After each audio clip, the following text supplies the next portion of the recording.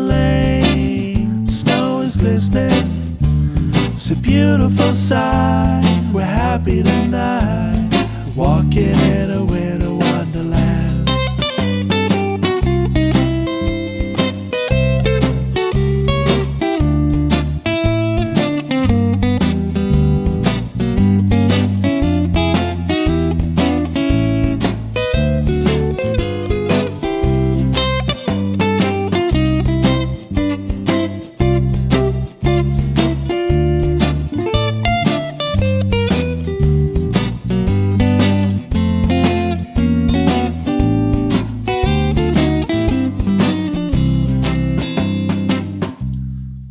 Hi everybody, Levi Clay here, and I'm back again, this time to do a bit of a special Christmas lesson.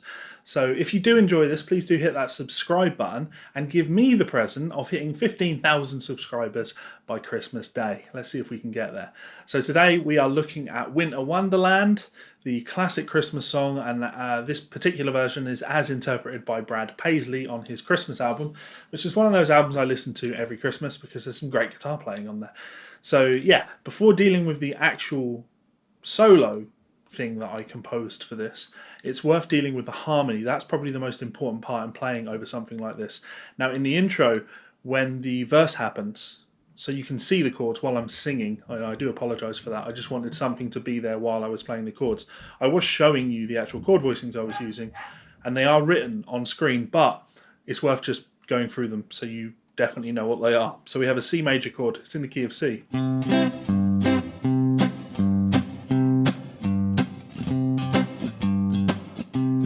Now it's going to a D minor, but because this is like jazz country or western swing, however you want to put it, why go from C to D minor when we could add in a passing chord? Why not add in a C sharp diminished? So that's what we have. We have C major, then C major, C sharp diminished to D minor, and then we go to a G. So there's your basic intro, or part of the chord progression.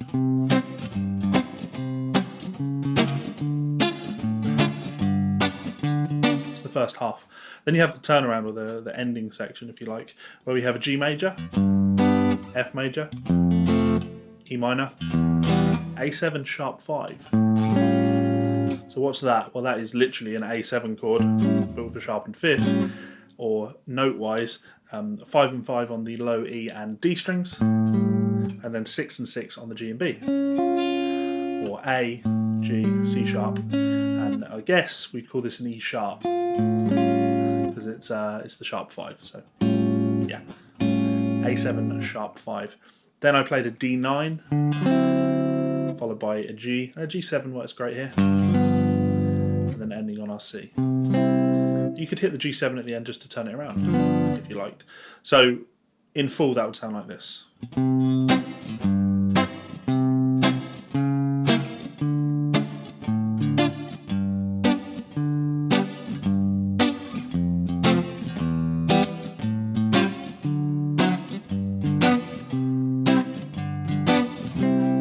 There's your basic chord progression. So it's important to know that before dealing with what you're actually going to play over this. I think knowing the harmony will really help kind of influence and dictate what you actually play. So the solo that I wrote over this is really an adaptation of the pedal steel solo in this. Now the guitar solo is fine, it's great, and I've transcribed it, and that will go up on my Patreon page. So if you would like access to all of these transcriptions, link below to Patreon. But really, I'm a huge fan of the pedal steel guitar. I absolutely love pedal steel guitar. And although the fretted electric guitar can't quite sound like the pedal steel, we can totally take influence from it. So that's what we're going to deal with. Now, the intro lick, as I lead into this solo, not playing the guitar solo in the intro, literally the solo that I composed, is really just a descending C major idea. Now, pedal steel would probably play that...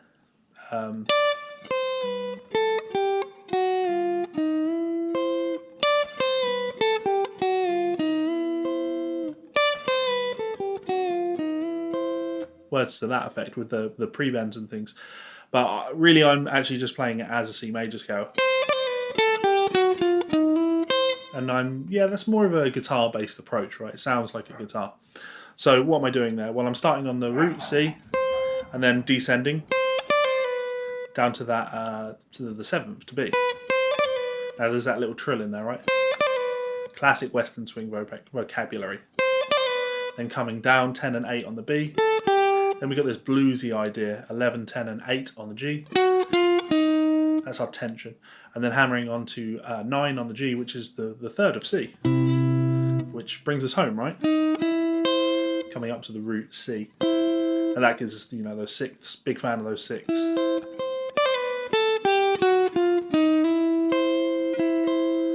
Now we go into the real pedal steel influence stuff. It's all of these double stops, right? Now the line is... That's a great line. And there's two ways you can play that. Normally you could do that with the pick and a finger. That's the way I would normally do that. I'd pick with on the low string and use my middle finger on the higher string. But for some reason, actually, I know the reason, I'll tell you in a second. On the recording, what I actually did was I strummed all of those. And it's because of the pick that I'm using, to be honest. Normally I use something like... there's my main pick. There we go. Normally I use something like this, which is a V-Pix medium pointed. Has quite sharp points on it.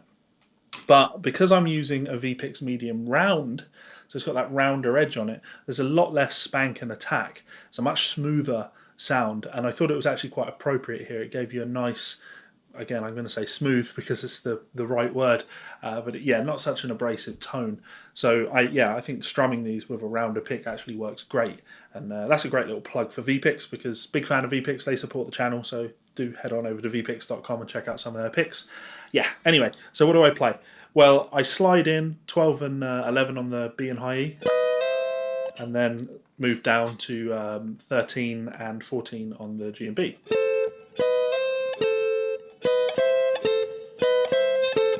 And then we shift down, and this is where that C sharp diminished chord happens. So I'm playing C sharp diminished. I approach 12 and 11 from a semitone below, and then play 10 and 9 on the high 2 strings. Then we shift that down, 12 and 11, down to 9 and 8. And then by moving down a tone to 7 and 6, that's sounding a D minor chord. So each one of these licks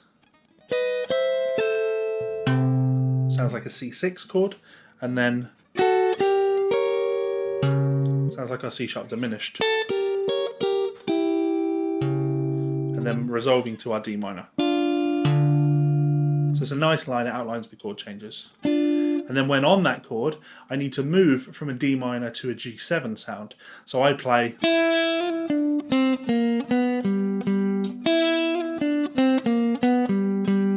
You could really do anything here. Really doesn't matter what you do.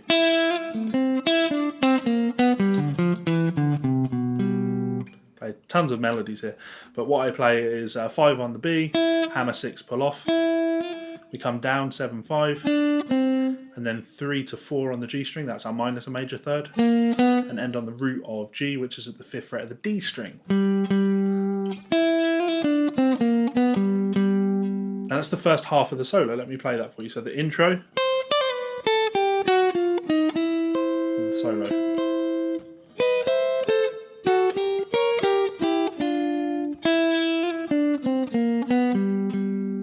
Now we're outlining the G, F, E minor, A7. So what do I play here? Well, the lick is...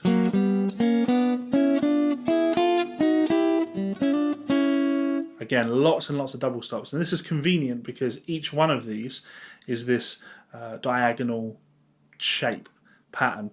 We happen to, because we go to the G and B strings, the interval actually changes, but geometrically it's the exact same shape.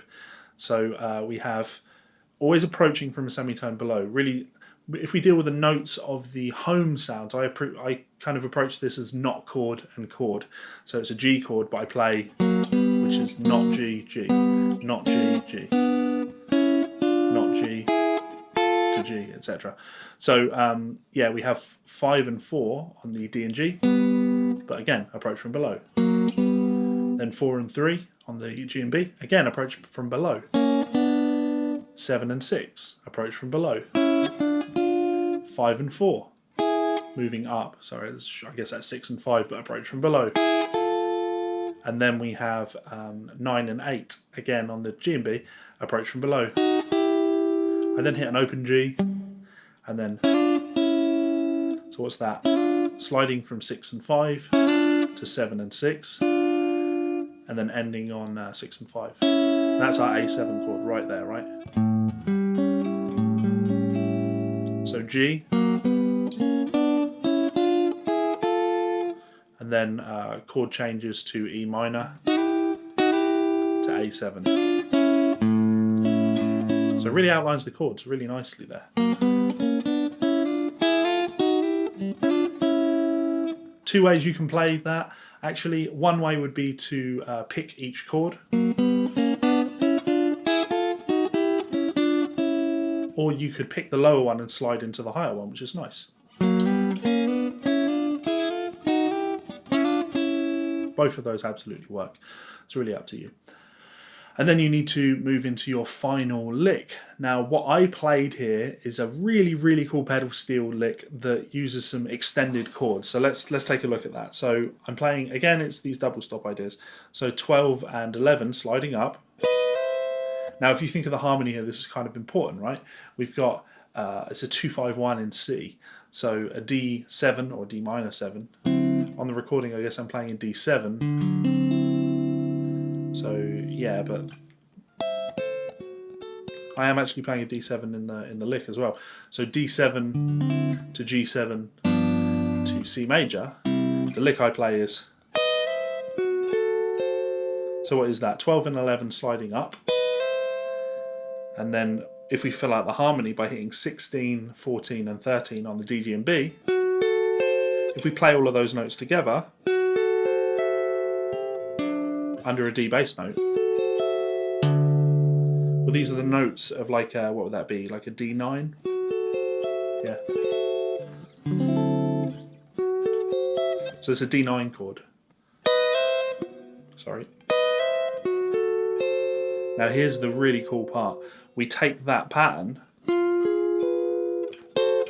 move it down a semitone, and keep the high E on there. So you have this really cool sound. I'll tell you what the chord is in a second, but let's just hear the notes. 15, 13, 12 and 12. Lots of ways you could think of this. This is kind of like an E triad played over a G7 chord. But really, if we put that G in the bass, when I play this, it's giving us a G13 flat 9. Great chord, especially after playing. And it's just begging tension, resolution. So I resolve it by moving down to a C chord. So there we go. That's that full solo for you, the really composed part. The second part's a little bit more improvised, so I won't teach that. But the concepts are all the same. I'm dealing with each chord melodically. Let me play the solo that we just covered there, and then I will sort of do an improv through the second half and just give you the thought process. So.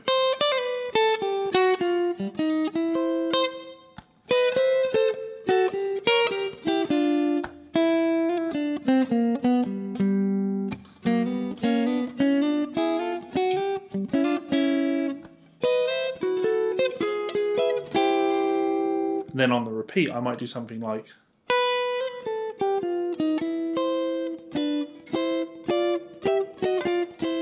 Now that's just a melody on C, right? And then I want to go to a D minor chord. So again, if I play this double stop, it's a sixth, playing the third and the root of D minor. And then, okay, so in my mind I'm thinking D minor, but I'm going to a G7, so I know what I played. Well, that's literally a D minor approaching the G.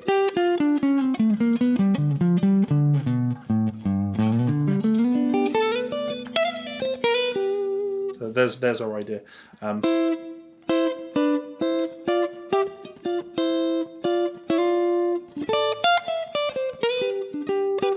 And then I play this simple melody idea again, thinking of the chords a little bit. I play G, F, move up chromatically to to our G, and then I play a double stop lick on a C chord, because this is like the end of our progression. We've come home. So if I try and put that all together, you'd have something along the lines of.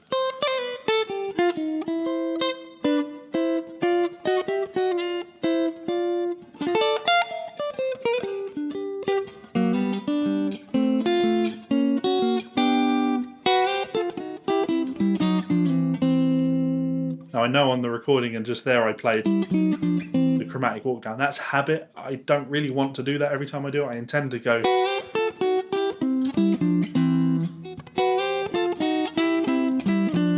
Which I think is a little bit more pleasing. But there you go.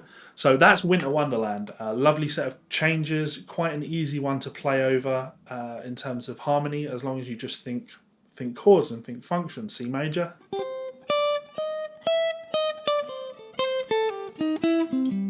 To the D minor, to the G7, and then outline a G, melody in C. It's all these simple ideas that really, when you approach harmony, start to sound like you're playing harmony. Sounds like playing the chord progression. So there we go. If you did enjoy that, like I say, please do hit that subscribe button. It's a big help to the channel. And yeah, I would like to hit that goal by Christmas. So if you can help me with that, I would appreciate that. So finally, I just want to say a huge thank you to these people over here. These are some of my supporters over on Patreon. These are like super supporters, right? And they get lots of cool stuff in return. You can join me on Patreon for as little as $1. Get all my transcriptions for $5, and then more stuff happens the more you support me on there. But support isn't needed. Just hitting that subscribe button is absolutely great too. So I do appreciate that. And if you did enjoy this, it's worth mentioning that the concepts covered here really stem from the ideas in my country books. I have 4 country books: Country Guitar for Beginners, 100 Licks for Country Guitar Soloing Techniques, and also the Country Fingerstyle Method. So, and you can get a compilation of 3 of those books in my bigger compilation. So yeah, if you're interested in any of those books, let me know in the comment section below, and I will hook you up with links where you can get those on Amazon. Anyway, if you would like to go over and support me on Patreon, you can do so by clicking this button up here. You can subscribe by clicking this button down here. You can find 2 more of my videos here and here. Thank you so much for all of the support, guys. I hope you have a wonderful Christmas. I really should have done this entire lesson with this on, right? I hope you have a wonderful Christmas. Yes, it's been a pleasure to bring you videos this year, and I will see you next year for more videos. Much love, and see you again soon. Bye.